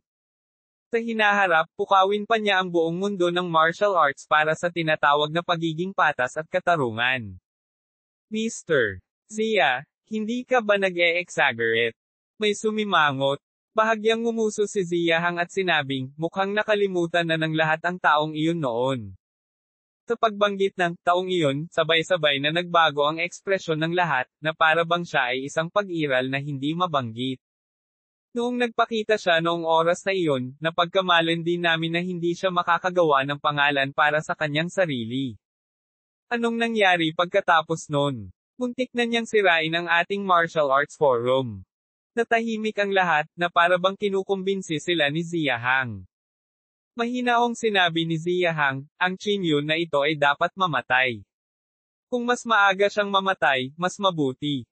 Bukod dito, nakonsulta ko na ang ilang miyembro ng pangkat ng guild leader, at sumasang-ayon din sila sa aking mga aksyon. Marami sa mga nakatataas ang nagtinginan sa isa't isa, pagkatapos ay tumango at sinabing, dahil ang mga bagay ay dumating na sa ganito, kung gayon maaari na lamang nating gawin ito. Gayunpaman, umaasa kami na ang usapin ay nasa loob ng aming kontrol. Bahagyang tumango si Zia Hang at sinabing, huwag kang mag-alala, si Qin Yu lang ang target ng pamilya Hong. Pagkatapos ng meeting, lumabas si Zia Hang sa meeting room. Kinuha niya ang phone niya at tinawagan si Han Meng. Mr. Han, huwag kang mag-alala. Hindi mabubuhay ng matagal si Qin Yu, mahinang sabi ni Zia Hang. Si Han Meng sa kabilang dulo ng linya ay umungol bilang pasasalamat at sinabing, Kuya Zia, sinabi ng anak ko na gusto niyang patayin ng personal si Qin Yu sa harap ni Yan Rozo. Naiintindihan mo naman ang ibig kong sabihin, di ba? Natigilan si Zia Hang. Natahimik siya sandali bago sinabing, naiintindihan ko. Gagawa ako ng hakbang sa kritikal na sandali at ililigtas ang buhay ni Qin Yu. Hindi lang kailangan ko siyang iligtas, kailangan ko rin siyang pilayin. Malamig na sabi ni Han Meng. Hindi matatalo si Han Wei. Kung hindi, mawawala sa kanya ang mukha ng buong pamilyang Han at maging ang buong aristokratikong pamilya ng Jingdo. Sinabi ni Zia Hang sa malalim na boses, naiintindihan ko. Pagkasabi nito, nagdial ng isa pang numero si Zia Hang. Magpadala ka agad ng isang tao upang bantayan si Qin Yu, malamig na sabi ni Zia Hang. Kabanata 449, anong BULLSH*T na organisasyon? 10 kalahating hakbang patungo sa ranggo ng isang martial marquis, na may iba't ibang uri ng pagkakakilanlan, ay nagmamarcha patungo sa sunog na bansa. Ito ang halos pinakamalaking sukat sa kasaysayan ng angkan ng Hongyi. Walang nakakaalam kung bakit ang Hongyi clan ay magpapakalat ng napakalaking puwersa, at ang mga talakayan ay sumiklab ng sabay-sabay. Ang ilan ay nagsabi na gusto ng Hongyi clan na gamitin ang pagkakataong ito para sabihin sa mundo ang tungkol sa kapangyarihan na taglay ng Hongyi clan. Ang ilang mga tao ay nagsabi rin na ang Hongyi sect ay nagbigay ng labis na pagpapahalaga sa potensyal ni Qin Yu. May mga nagsabi pa na peke ang balitang ito. Tanging ang Hongyi sect lamang ang nakakaalam sa kanilang mga puso. Alam na alam nila kung ano ang ibig sabihin ng isang ganap na lumaki na katawan ng kaguluhan. Kuwit tuldok-tuldok. Maaga kinaumagahan. Umalis si Qin Yu sa paliparan ng City at dinala si Fang Yu, naghahanda na tumungo sa Dongchuan. Napakalayo ng Dongchuan sa City at ang lokasyon nito ay nasa pinakasilangang bahagi ng Pyro Province ng Fire Country. Maraming lumang kagubatan sa kalaliman ng mga bundok dito, kaya napakaganda ng kapaligiran para sa pagtatanim. Maraming mga dalubhasa sa martial arts ang minsan nang nag-iisa sa Dongchuan. Sa eroplano, tumingin si Qin Yu kay Fang Yu na nakahiga sa gilid at hindi maiwasang mapabuntong hininga. Fang Yu? Oh Fang Yu, hindi ko akalain na may mga pagkakataong mali ang kalkulasyon mo. Walang magawang umiling si Qin Yu. Ang inkentasyon na binibigkas niya ay lubhang kakaiba, na para bang ito ay maaaring mag-trigger ng mga spirit pill sa kanyang katawan. Ngunit sa ilang kadahilanan, ang incantation na ito ay walang silbi laban kay Qin Yu. Napakaraming pamamaraan ng paglilinang sa mundo, at ang mga kakaibang pamamaraan ay walang katapusan. Kung ang isa ay hindi mag-iingat, malaki ang posibilidad na ang isa ay mahuhulog sa isang estado ng walang hanggang kapahamakan. Sa hapon, sa wakas ay huminto ang eroplano sa Dongchuan. Nang makababa na siya sa eroplano, hindi napigilan ni Qin Yu na huminga ng malalim. Ang amoy ng kalikasan ay palaging naghahangad ng mga tao para dito. Pagkatapos, sumakay si Qin Yu ng taxi at naghanda para dumiretso sa pamilya Meng. Bilang hari ng Dongchuan, halos lahat ng tao sa Dongchuan ay alam ang tungkol kay Meng Wanxiong. Itong Meng Wanxiong ay isang kilalang tao sa ating Dongchuan. Sa pagbanggit kay Meng Wanxiong, nagsimulang magsalita ang driver ng may kumpiyansa. Noong una, nagsimula siya bilang isang engineer. Nang maglaon, sa hindi malamang dahilan, nagsimula siyang magsanay ng kung fu. Mukhang napakalakas niya. Casual na tanong ni Qin Yu, magkano ang asset nitong Meng Wanxiong? Narinig ito ng driver at misteryosong sinabi, 10-10 bilyong ari-arian daw ang nasa ibabaw. Mayroong 12 ng mga tao sa kanyang pamilya. Dapat ang mga kabit na binanggit ng driver ay ang mga tambay ng pamilya Meng. Maya-maya, dumating ang sasakyan sa isang mansyon. Ito ang pamilya Meng, itinuro ng driver ang manor at sinabi. Bumaba si Qin Yu sa kotse at tinitigan ang malaking manor. Hindi niya maiwasang mapang-anga. Dahil masyadong maluho ang manor na ito. Ito ay mas tulad ng isang kagubatan kaysa sa isang manor. Para bang nabalot ang buong bundok at naging personal asset. Mayroong hindi bababa sa 12 ng mga bilya sa manor. Ang bawat isa ay lubhang maluho. Nagkaroon ng lahat ng uri ng iba't ibang estilo. Talagang gastador ang Meng Wanxiong na ito. Hindi napigilan ni Qin Yu na mapabuntong hininga. Ang sabihin na mayroon siyang 10 bilyong ari-arian ng pamilya ay malamang na minamaliit siya. Hindi nag-aksaya ng oras si Qin Yu. Pinuhat niya si Fang Yu at naglakad patungo sa Meng Manor. Ang pasukan ng manor ay solemna at solemna. Sa dalawang malalaking tapyas ng bato, sunod-sunod na inukit ang mga pangalan. Nang si Qin Yu ay sisigaw ng malakas, bigla siyang nakaramdam ng bakas ng kakaibang panloob na chi sa paligid niya. May sumusunod sa akin. Tumaas ang kilay ni Qin Yu. Parang may dalawang malabong aura sa dilim. Kahit na ang panloob na chi ay itinago ng mga espesyal na pamamaraan, hindi pa rin ito makataka sa espiritual na pakiramdam ni Qin Yu. Dalawang martial grandmaster. Tumaas ang kilay ni Qin Yu at ngumisi. Uwi. Sa dilim, dalawang martial grandmaster na nakasuot ng panggabing damit ay nakatitig kay Qin Yu. Magsumbong ka agad kay Mr. Zia. Sabihin sa kanya na pumunta si Qin Yu sa Dongchuan, sabi ng isa sa mga martial grandmaster. Tumango ang ibang martial grandmaster. Inilabas niya ang kanyang telepono at tatawag na sana nang bigla nilang nalaman na nawala si Qin Yu. Nasaan siya? Nagmamadaling tumayo ang dalawa at hinanap si Qin Yu kung saan-saan. Gayunpaman, tahimik ang buong kagubatan. Nasaan si Qin Yu? Nako, nawala siya sa amin. Pag nalaman ni Mr. Zia, magkakaproblema tayo. Pilasan mo at hanapin mo siya. Hinahanap mo ba ako? Saktong pag-angat ng ulo nilang dalawa, bigla silang nakaramdam ng malamig na simoy ng hangin sa likuran nila. Paglingon nila, nakita nila si Qin Yu na nakatingin sa kanila nang nakangiti. Paano? Paano mo kami nahanap? Sabi ng isa sa mga martial grandmaster. Gumisi si Qin Yu, sa iyong makulit na pamamaraan, gusto mong sumunod sa iba. Umuwi ka na at magsanay.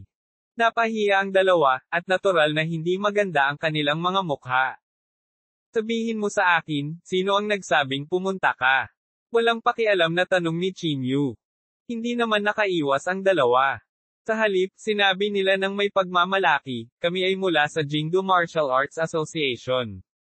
Jingdo Martial Arts Association. Bahagyang kumunat ang noo ni Qin Yu. Medyo nagulat ito sa kanya. Bakit mo ako sinusundan? Ano ang layunin mo? Patuloy na tanong ni Qin Yu. Hehe, ang mga tao ng Jingdo Martial Arts Association ay may karapatang pangasiwaan ang sinumang martial artist. Walang pakialam na sabi ng kabilang partido. Pinaikit ni Qin Yu ang kanyang mga mata at ninisyan, anong kalokohan ang mayroon ka? Ano ang ginagawa ng Jingdo Martial Arts Association? Nagbago ang kanilang mga ekspresyon, at agad silang sumigaw, Chinyu, alam mo ba kung ano ang sinasabi mo? Ang aming Jingdo Martial Arts Association ay ang pinakamataas na bulwagan sa lahat ng martial artist. Isa rin itong organisasyon na may pinakamataas na kapangyarihan. T. Walang awa na saway ni Chinyu. Ang pinakamataas na bulwagan.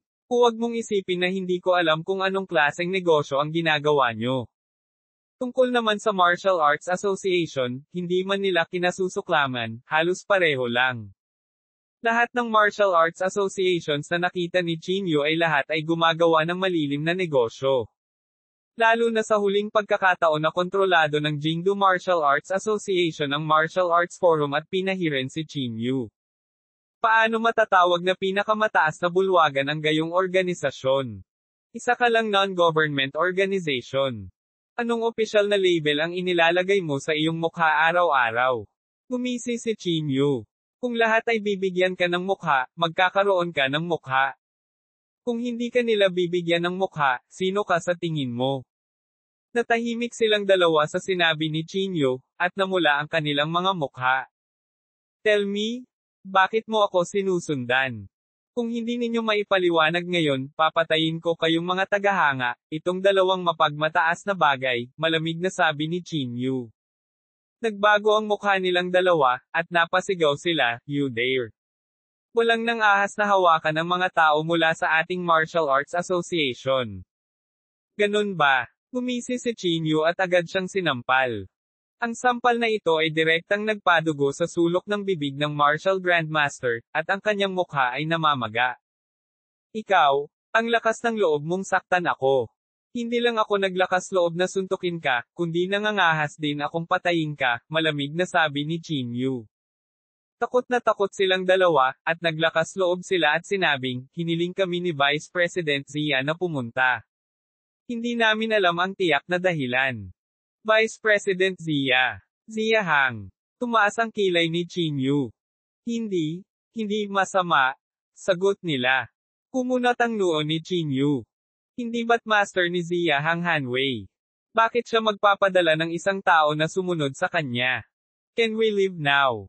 Tanong ng dalawa. Tinulyapan sila ni Chinyu at ikinaway ang kanyang kamay. Magwala ka. Pero binabalaan kita. Kung susunod ka ulit, papatayin kita ng walang pag-aalinlangan. Wala nang lakas ng loob na magsalita pa ang dalawa. Matapos tumanggo ng paulit-ulit ay tumalikod na sila at tumakbo. Nakatayo si Chinyu sa bundok na bato at hindi gumagalaw ng mahabang panahon. Bagamat hindi niya alam kung ano ang layunin ni Zia Hang, napakalinaw ni Chinyu sa kanyang puso na tiyak na walang magandang intensyon si Zia Hang. Kalimutan mo na, wala akong pakialam sa kanya. Hanggat tumuntong ako sa half-step martial marquee realm, wala akong pakialam kay Zia Hang, bulong ni Chinyu sa mahinang boses. Kabanata 450, Meng Wakshong, umalis ka dito. Hindi na makapaghintay si Chinyu na makuha ang kapangyarihan ng isang half-step martial marquee. Mula nang siya ay naging isang martial grandmaster, ang lakas ni Chinyu ay bumuti ng mabilis. At kung mas mataas ang kaharian, mas malaki ang mga benepisyo. Hindi ko talaga alam kung anong level ang mararating ko pagkatapos kong maging isang half-step martial marquee, bulong ni Chinyu sa mahinang boses. Pagkatapos, humakbang siya patungo sa manor ng pamilya Meng. Uwit, ang mga martial grandmaster na iyon mula sa Jingdo Martial Arts Association ay nagmamadaling kinuha ang kanilang mga telepono at tinawagan si Zia Hang. Sinabi rin nila kay Zia Hang ang tungkol sa bagay na ito. Matapos malaman ni Zia Hang ang tungkol dito, hindi niya napigil ang magsabi ng galit, 2 piraso ng basura. Hindi mo magawa ng maayos ang ganitong bagay. Anong gamit mo? Ang 2 taong ito ay nagsabi na may ilang hinaing, Mr. Zia, hinala ko na mali ang ating katalinuhan. Ang espiritual na pakiramdam ni Chinyu ay sobrang sensitibo. Kahit napigilan namin ang aming panloob na chi, natagpuan pa rin niya kami. Nagmamadali ring sinabi ng isa pang dakilang grandmaster, oo, hindi nakakagulat na ang pamilya Hong ay magpadala ng 10 half-step martial marquises. Iminumungkahi ko na ang aming Jingdu Martial Arts Association ay magpadala din ng mga half-step martial marquises upang subaybayan si Chinyu. Natahimik si Ziyahang sa kabilang linya. Nagsimula na rin siyang makaramdam na may mali. Dahil sa iba't ibang pagtatanghal ni Chinyu, kailangang maghinala ang mga tao. Kung talagang hindi ito magagawa, kailangan nating alisin ang Chinyu na ito sa lalong madaling panahon, bulong ni Ziyahang sa mahinang boses. Pagkatapos, sinabi niya sa malalim na boses, maaari kayong dalawa na bumalik muna. Oo. Nakahinga ng maluwag ang dalawa. Uwi, Jingdu, pamilya yan. Umupo si Hanmeng sa tapat ni Yan Sihay at mahinang sinabi, hiniling ko na kay Ziyahang nasundan si Chinyu at humanap ng pagkakataon na pilayin siya. Pagdating ng oras na iyon, dadalhin ko siya sa kasal at hahayaan ang aking anak na patayin siya ng personal. Matapos itong marinig ni Yan Sihay, hindi niya napigil ang matawa. Tiningnan niya si Hanmeng pataas-baba at sinabing may kaunting paghamak, older Han, isang Chinyu lang ang labis na natakot sa iyo. Bakit, wala ka bang tiwala sa anak mo?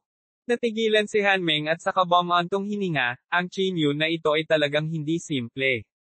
Sa maikling panahon, napakaraming himala ang ginawa niya. Ha. Nang marinig ito ni Yan Sihay, tumawa siya ng malakas. Hanmeng? Oh Hanmeng? Siya, si Chinyu, ay isang langgam mula sa ibaba. Sa karamihan, isa lang siyang langgam na may kaunting talento. Iilan lang ang nakita mo sa mga ganyang karakter. Gumisi si Yan Sihay. Sa tingin mo ba, siya lang, Chinyu, ang makakayanan ng dalawang dakilang aristokratikong pamilya? Agad na napatulala si Hanmeng. Ang kanyang ugali ay ganap na iba sa Yan Sihay. Dahil sa pag-iingat, gusto pa niyang patayin si Chinyu sa lalong madaling panahon. Gayunpaman, ang ideyang ito ay tinanggihan ni Yan Sihay ng walang pag-aalinlangan. Si Han Wei ay manugang ng pamilya yan. Bakit matatakot ang manugang ng pamilyang Han kay Chinyu? Gumisi si Yan Sihay. May gusto pang sabihin si Hanmeng, ngunit naputol ito ni Yan Sihay sa pamamagitan ng pag-wave ng kanyang kamay. Tama na. Walang kailangang sabihin. Ang lahat ay nasa ilalim ng kontrol, sabi ni Yan Sihay na walang pakialam. Napabuntong hininga si Hanmeng at hindi na nagsalita pa. Uwi, napakahigpit ng seguridad ng manor ng pamilya Meng. Ang dalawang bodyguard ay hindi lamang mga martial grandmaster, ngunit mayroon din silang mga lisensya sa pangangaso at mga lisensya ng baril. Hawak ng dalawa sa kanilang mga kamay ang isang hunting rifle, at walang nang ahas na lumapit. Ngunit ngayon, isang binata na may hawak na isang magandang babae ang lumitaw sa pintuan. Ito ang pamilya Meng. Bawal kayong lumapit, malamig na sabi ng dalawang bodyguard.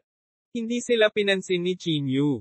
Tinulyapan niya silang dalawa at walang pakialam na sinabi, nasaan si Meng Wakshong? Sino ka? Kumunat ang noo ng bodyguard at nagtanong. Gumisi si Chinyu at sinabing, ang pumatay sa kanya. Agad na nagbago ang ekspresyon ng bodyguard. Agad niyang inilabas ang kanyang baril at itinutok kay Chinyu. Maligaw ka dali. Kung hindi, huwag mo kaming sisihin sa pagiging impolite. Galit na sigaw ng dalawa. Gumisi si Chinyu at sinabing, mas mabuting pumunta ka at ipaalam sa kanila. Hindi mo naiintindihan kung ano ang hinihiling kong mawala ka, hindi ba? Muling itinutok ng dalawa ang kanilang mga baril. Tinaas ni Chinyu ang kanyang kilay at sinabing, sa tingin mo ba ay masasaktan ako ng bagay na ito? Nililigawan mo si kamatayan. Galit na galit ang bodyguard at agad na hinaila ang gatilyo. Bang! Isang malakas na tunog ang umalangaw-ngaw sa buong mundo. Dumaan ang bala at tumama sa dibdib ni Chinyu. Gayunpaman, nag-iwan lamang ng puting spot sa katawan ni Chinyu ang bala. Hindi man lang nito nabasag ang balat niya. Ikaw, sa pagkakataong ito, ang dalawang bodyguard ay ganap na nagpanik. Malamig na sinabi ni Chinyu, hindi mo alam ang kamatayan. Bago siya matapos magsalita, agad na ikinaway ni Chinyu ang kanyang malaking palad at direktang nawala ng malay ang dalawa. Hindi madaling makahanap ng isang solong tao sa malaking Meng Manor.